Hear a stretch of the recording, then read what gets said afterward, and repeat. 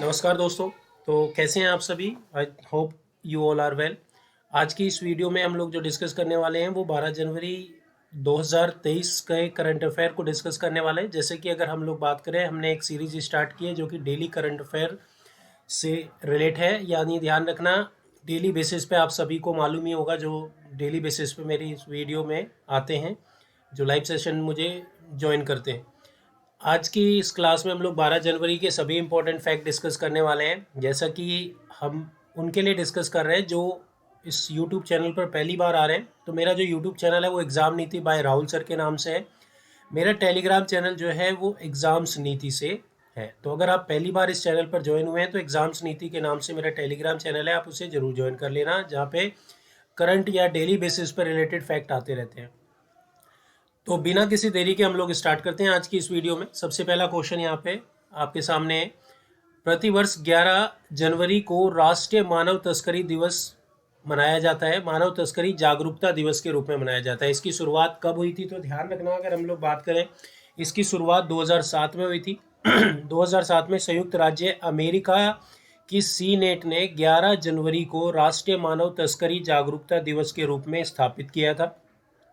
बाद में 2010 में राष्ट्रपति ओबामा ने मानव तस्करी के प्रति जागरूकता और रोकथाम के लिए जनवरी का पूरा माह यानी पूरा महीना समर्पित कर दिया गया था। अगर हम लोग बात करें आखिर ये ह्यूमन ट्रैफिकिंग अवेयरनेस डे या इस होता क्या है, तो मानव तस्करी आपको मालूम ही है, जैसे कि मानवों के साथ जो होने वाली हीन भावना, या ध्यान रखना अगर हम लोग बात करें जो बंधुआ मजदूर इस तरीके से, ठीक है, या मानव के पार्ट्स की तस्करी की जाती है।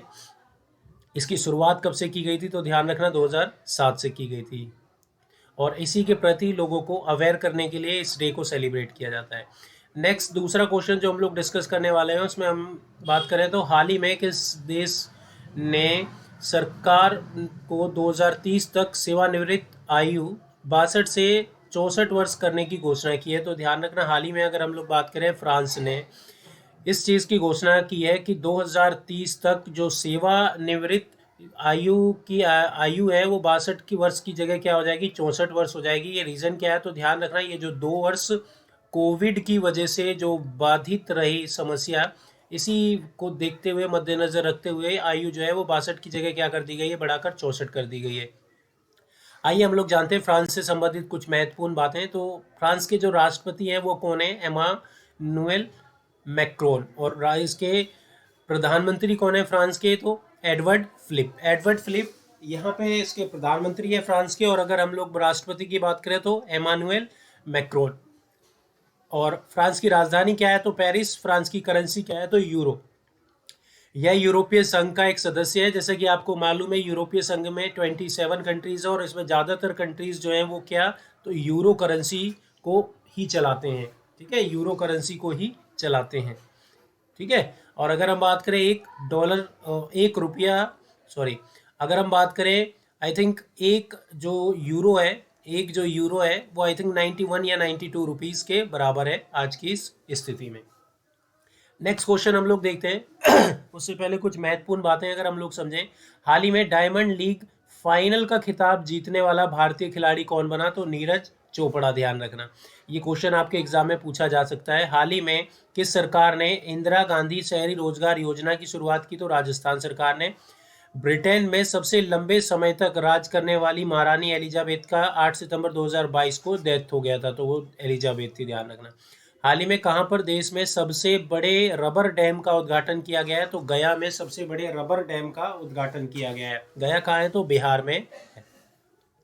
नेक्स्ट हम देखें तो अभी हाल ही में हेनले पासपोर्ट इंडेक्स 2023 रिलीज किया गया है, और इसमें अगर हम शीर्ष देश की बात करें तो शीर्ष देश पर कौन सा देश है? तो ध्यान रखना, जापान। जापान, जिसके पास जापान का पासपोर्ट है, वो 193 देशों में मुफ्त में बिना वीज़ा के आ सकता है।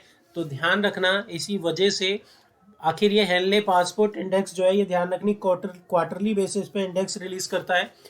और इस इंडेक्स में अगर हम लोग बात करें तो जापान टॉप पर है, क्योंकि सबसे ज़्यादा, अगर हम लोग जापान ही ऐसी सबसे पावरफुल जो पासपोर्ट है वो कहाँ का है? तो जापान का पासपोर्ट है सबसे पावरफुल। क्यों? क्योंकि अगर हम लोग बात करें, जिसके पास जापान का पासपोर्ट है वो 193 देशों में वीज़ा ऑन अराइवल या मुक्त वीजा यात्रा करने की उसे अनुमति है। भारतीय पासपोर्ट की बात करें तो यहाँ पे ध्यान रखना, ये 85वें स्थान पर है। भारतीय पासपोर्ट दुनिया के 59 जगहों पर वीज़ा फ्री एक्सेस अनुमति देता है, यानी इसमें हम 85 नंबर पर हैं। इसी से रिलेटेड कुछ और फैक्ट हम लोग जानने की कोशिश करते हैं। तो सबसे पहले अगर हम, जैसा कि हमने देखा, जापान जो कि 193 देशों में, यहाँ पे इसके पासपोर्ट के थ्रू हम बिना किसी फ़ी के अमाउंट के जा सकते हैं। सिंगापुर जो कि दूसरे पायदान पर है, और दक्षिण कोरिया भी दूसरे पायदान पर है, जिनके जो देश है वो 192।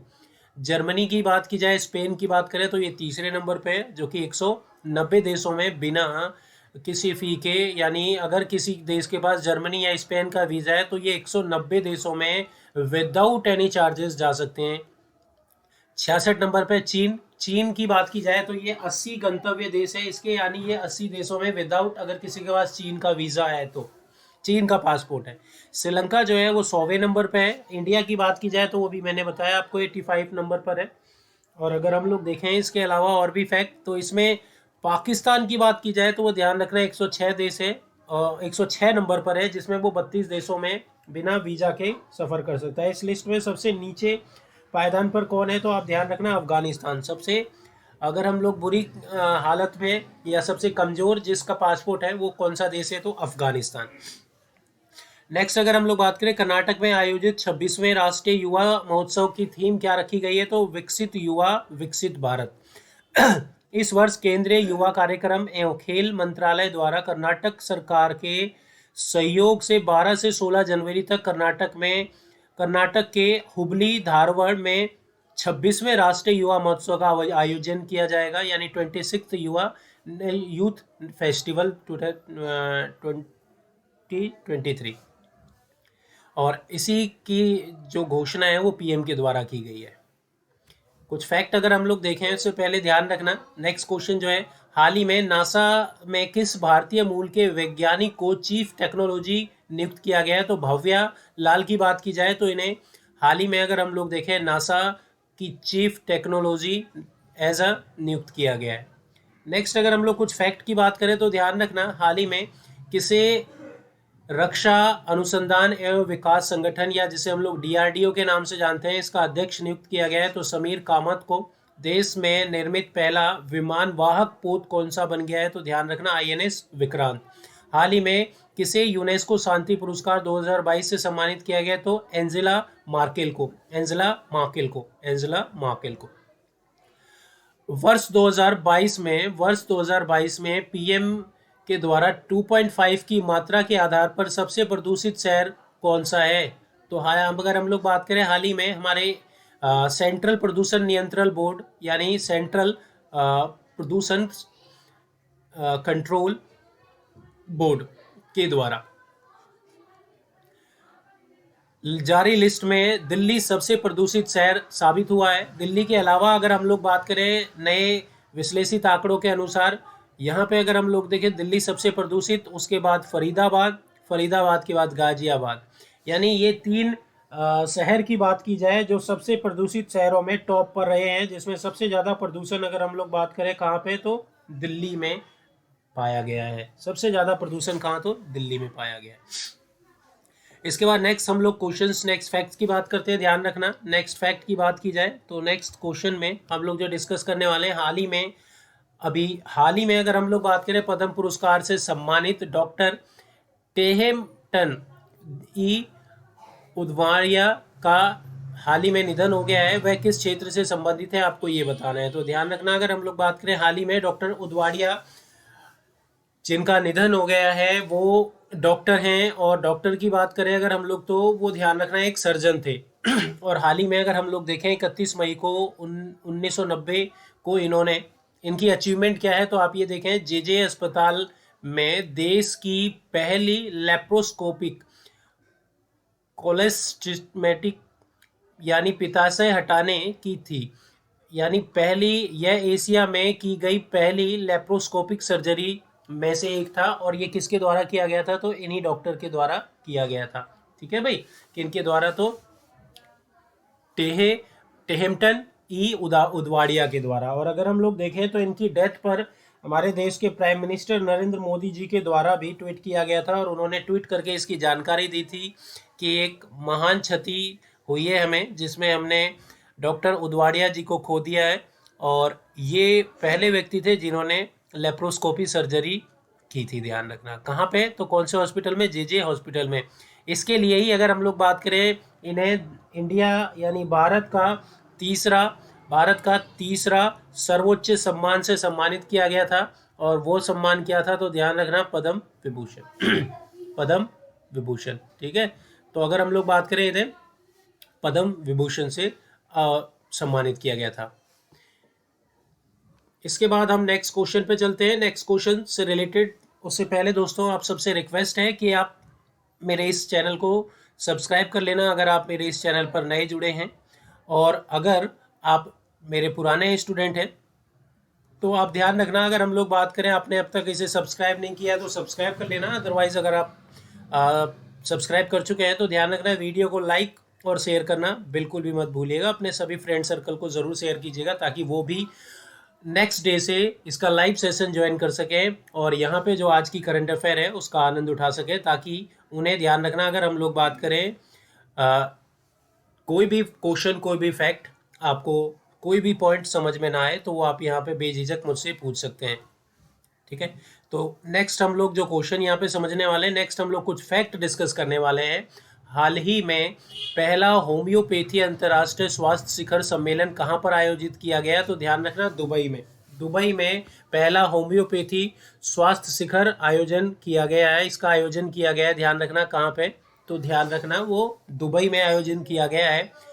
कौन सी फर्म कंपनी भारत का पहला सर्वाइकल कैंसर वैक्सीन लॉन्च करेगी? तो वो ध्यान रखना, सीरम की बात की जाए तो ध्यान रखना ये पहली भारत की कंपनी है जो सर्वाइकल कैंसर वैक्सीन लॉन्च करेगी।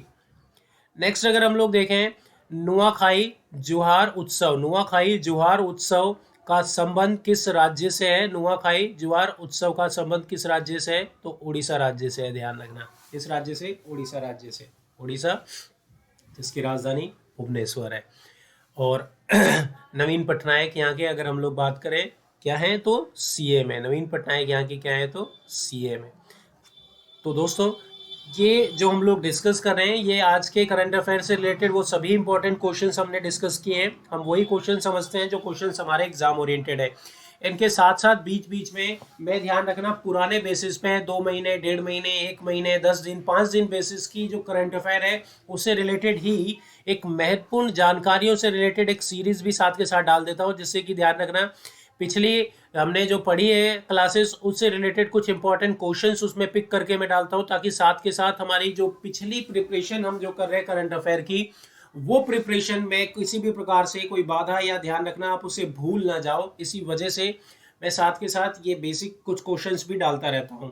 तो भाई आपको ये कैसा लगता है मेरा वीडियो, ध्यान रखना, तो इसे जरूर कमेंट करके बताना मुझे कि भाई ये जो मैं वन लाइनर बेसिस क्वेश्चन यहाँ पे समझाता हूँ क्या ये आपके लिए सही है या आपको ऑब्जेक्टिव टाइप से रिलेटेड चाहिए। तो जैसा आप बोलिएगा वैसे ही हम लोग वीडियो बनाएंगे।